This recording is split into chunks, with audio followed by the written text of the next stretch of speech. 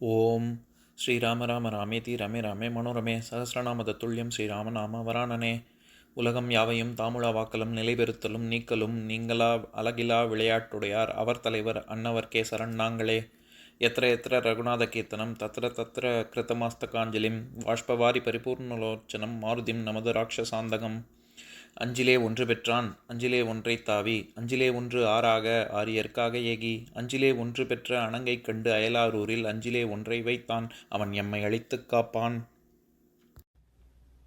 இன்னைக்கு நம்ம கம்பராமாயணத்துல பாலகாண்டத்துல திருவவதார படலத்துல 97வது பாட்டு பார்க்க போறோம்.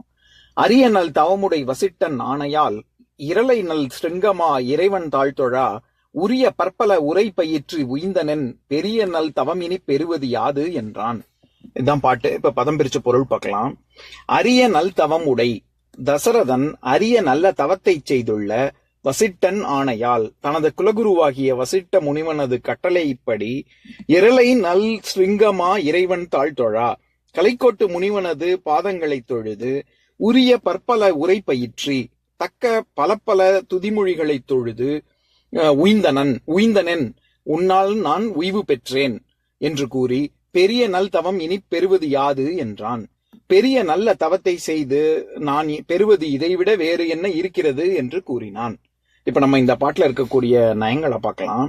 இதுல அரிய நல் தவமுடை வசிட்டன் அப்படின்னா வசிஷ்டருக்கு அடை சொல்றாரு. அரிய நல் தவமுடை. இதுல அரிது அப்படிங்கிறது என்ன, அரிதுங்கிறது என்ன, அரியது அப்படிங்கிறது எதை குறிக்குது? இது ஒரு பெயரச்சம்.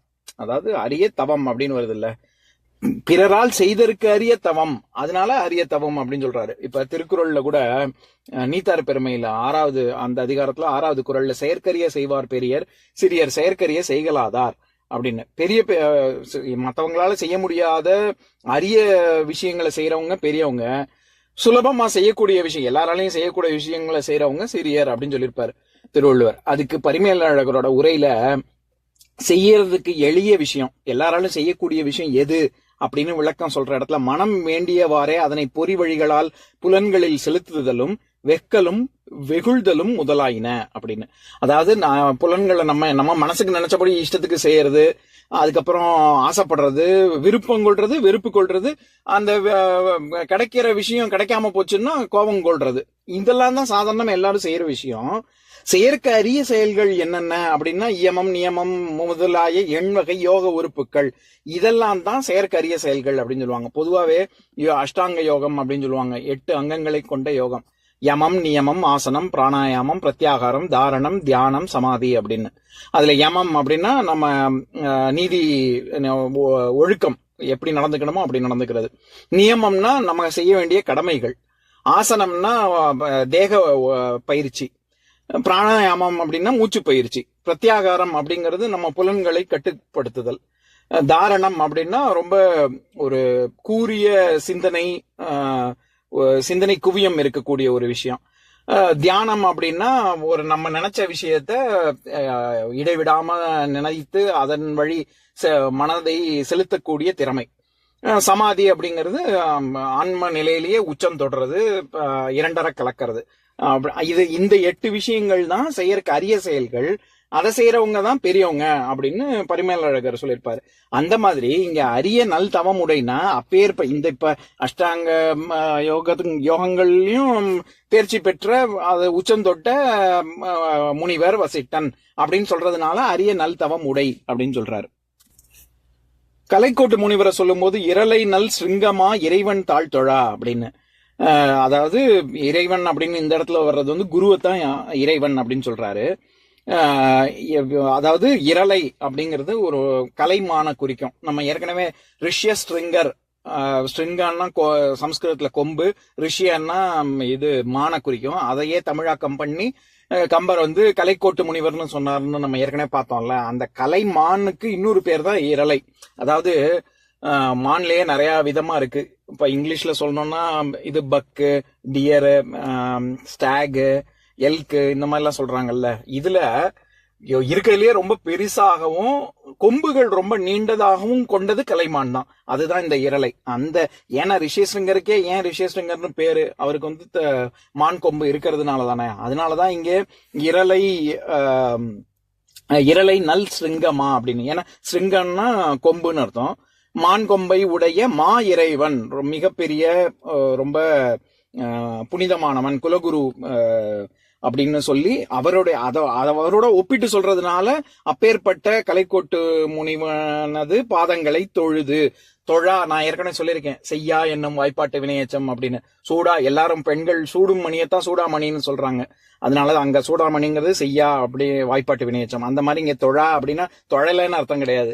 இறைவன் தாழ் தொழா அப்படின்னா இறைவன் இவர் கலைக்கோட்டு முனிவன் குருவாக இருக்கக்கூடிய கலைக்கோட்டு முனிவனின் பாதங்களை தொழுது அப்படின்னு அர்த்தம். உரிய பற்பல உரை பயிற்றி. இந்த இடத்துல உரை அப்படின்னா துதித்து சொல்லக்கூடிய மொழிகள், அதைத்தான் உரைன்னு சொல்றார். பயிற்றுதல் அப்படின்னா தொழுதல் அப்படின்னு அர்த்தம். உய்ந்தனன், நான் உன்னாலதான் நான் வாழ்வு பெற்றேன் அப்படின்னு சொல்றாரு. ஏன்னா பாட்டு முடியும் போது என்ன சொல்றாரு, பெரிய நல் தவம் இனி பெறுவது யாது என்றான் அப்படின்னு சொல்றாரு. இதுக்கு மேல நான் என்ன பெறுவதற்கு என்ன இருக்கு இதுக்கு மேல அப்படின்னு சொல்றாரு. ஏன்னா இருக்கிறதுலயே மகப்பேர் இல்லாம தான் அவர் கஷ்டப்பட்டுட்டு இருந்தாரு. விஷ்ணுவே உலகத்தை 7 உலகங்களையும் ஆளக்கூடியவன் உனக்கு பிள்ளையா பிறப்பான்னு சொல்லிட்டாரு.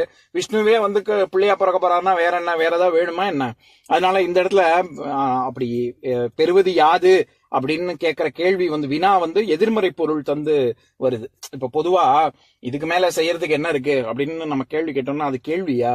அது கேள்வி இல்ல, அது பதில். இதுக்கு மேல செய்யறதுக்கு ஒண்ணும் இல்லைன்னு பதில். அந்த மாதிரி சில நேரங்கள்ல வினா வினாவே எதிர்மறை பொருள் தரும் விடையாகவும் அமையும்.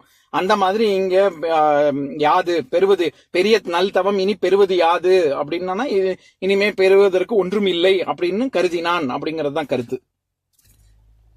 இப்ப நான் பாட்டை இன்னொரு தடவை படிக்கிறேன், கேளுங்க. அரிய நல் தவமுடை வசிட்டன் ஆணையால் இரலை நல் சிருங்கமா இறைவன் தாழ்த்தொழா உரிய பற்பல உரை பயிற்றி உய்ந்தனன் பெரிய நல் தவம் இனி பெறுவது யாது என்றான். இன்னொரு பாட்டு பார்க்கலாம். ஓம் சாந்தாகாரம் புஜகசயனம் பத்மநாபம் சுரேஷம் விஸ்வாதாரம் ககனசத்ரசம் மேகவர்ணம் சுபாங்கம் லக்ஷ்மீகாந்தம் கமலநயனம் யோகி ஹிருத்யானகம்யம் வந்தே விஷ்ணும் பவபயஹரம் சர்வலோகைகநாதம். உம்பரோடு இம்பர்காரும் உலகம் ஓர் ஏழும் ஏழும் எம்பெருமான் என்று ஏத்தி இறைஞ்சி நின்று ஏவல் செய்ய தம்பியரோனும் தானும் தருமமும் தரணி காத்தான் அம்பரத்து அனந்தர் நீங்கி அயோத்தியில் வந்த வள்ளல்.